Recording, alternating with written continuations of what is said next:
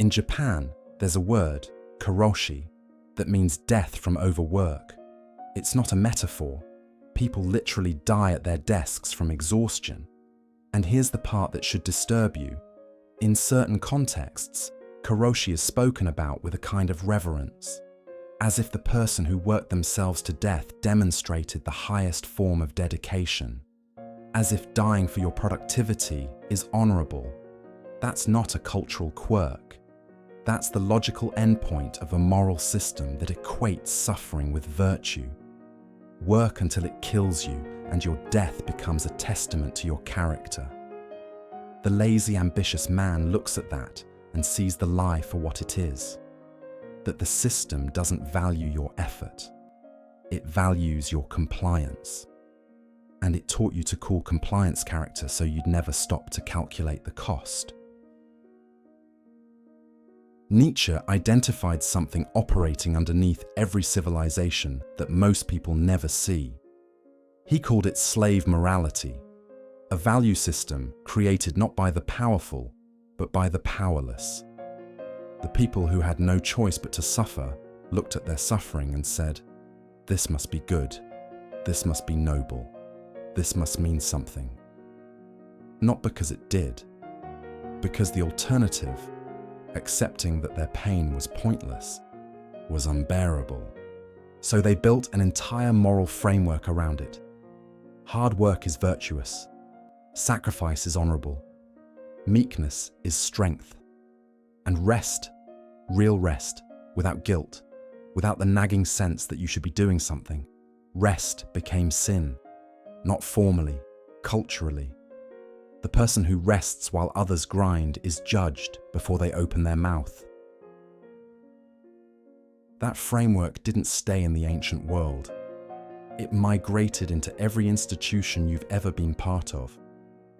School rewarded the student who struggled visibly over the one who understood quickly and got bored. Work rewards the employee who stays late over the one who finishes early and leaves. Society celebrates the person who sacrifices everything for their career and quietly distrusts the person who builds something that works without requiring their constant suffering. You absorbed this before you could question it. And now it runs your life like an operating system you never installed but can't uninstall. Because uninstalling it would mean admitting that the suffering you've already endured might not have been necessary. The lazy, ambitious man breaks this system, not by being idle, by being strategic about where his energy goes, and refusing to spend it on anything that exists purely to make him look like he's earning his place. He doesn't stay late to be seen staying late. He doesn't take the hard road when an easier one reaches the same destination. He doesn't confuse motion with progress or exhaustion with evidence that he's doing something right. He asks one question that the grinder never asks. Is this effort actually producing a result, or is it just producing the feeling of effort? That question is an act of rebellion, because the system doesn't need your results nearly as much as it needs your time. Your time is what feeds the machine, your presence at the desk, your hours on the clock, your visible, measurable, manageable commitment to being where you're told to be, doing what you're told to do, for as long as you're told to do it. Results are secondary. Compliance is the product. The lazy, ambitious man refuses to sell compliance disguised as productivity. And that refusal makes him ungovernable. Not because he's smarter than everyone else, because he rejected the moral premise that everyone else is still operating under, that suffering is proof of seriousness. Nietzsche contrasted slave morality with what he called master morality, the values of people who don't need suffering to justify their existence. Master morality doesn't ask, did it hurt? It asks, did it work? It doesn't measure character by sacrifice. It measures it by sovereignty, the ability to determine your own conditions rather than accepting the ones handed to you. The lazy, ambitious man operates from master morality in a world built on slave morality. And the herd's reaction to him is always the same: resentment. Not because he's failing. If he failed, they'd feel validated. But because he's succeeding. Without the pain, without the ritual, without performing the exhaustion that everyone else uses as evidence that their life means something. His success without suffering is an insult to everyone who suffered and called it necessary. Because if he can reach the same place without bleeding, then the bleeding was never the price of admission. It was a toll booth on a road that had a free lane the entire time. And the people who paid the toll for years, who built their marriages, their identities, their entire self-concept around the idea that the toll was mandatory, cannot forgive the person who drove past it. Forgiving him would mean forgiving themselves for never looking for the free lane. And that's a kind of grief most people aren't built to carry. That's the fear. Not that the lazy, ambitious man will fail and prove the grinders right, that he'll succeed and prove them wrong, that his existence will stand as permanent evidence that the pain was optional, the struggle was cultural, and the exhaustion they built their identity around was never anything more than expensive obedience dressed up as ambition. This is why society responds the way it does. It doesn't just dislike the lazy, ambitious man.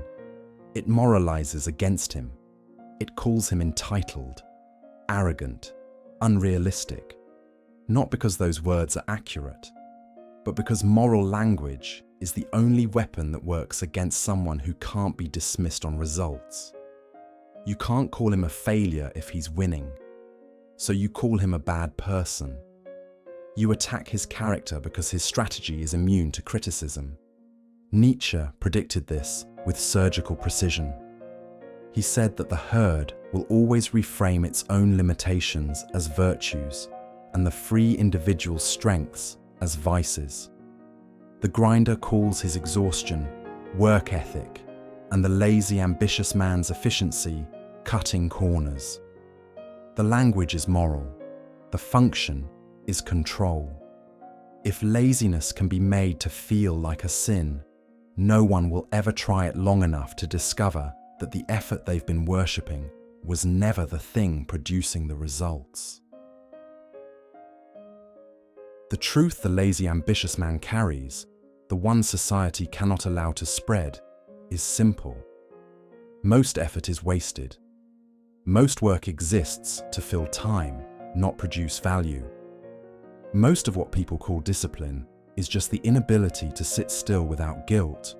And the entire culture of grinding, hustling, sacrificing sleep, and celebrating exhaustion is not a path to success. It's a religion, complete with saints who burned out, martyrs who died at their desks, and sinners who had the nerve to rest. He doesn't preach this. He doesn't need to. His life is the sermon, the results without the ritual, the output without the performance, the freedom without the suffering that everyone else was told was the non-negotiable price. And the reaction he gets, the judgment, the resentment, the moral condemnation, isn't proof that he's wrong. It's proof that his existence threatens something far deeper than a work ethic. It threatens the story that says your pain is meaningful, that your sacrifice counts, that the harder the road, the more real the destination. He took the easy road, and he arrived at the same place. The grinders can't forgive that. Not because the lazy, ambitious man did something wrong, because he proved that they didn't have to do it the way they did. And that proof, quiet, undeniable, sitting right in front of them, is the one thing the religion of hard work has no answer for.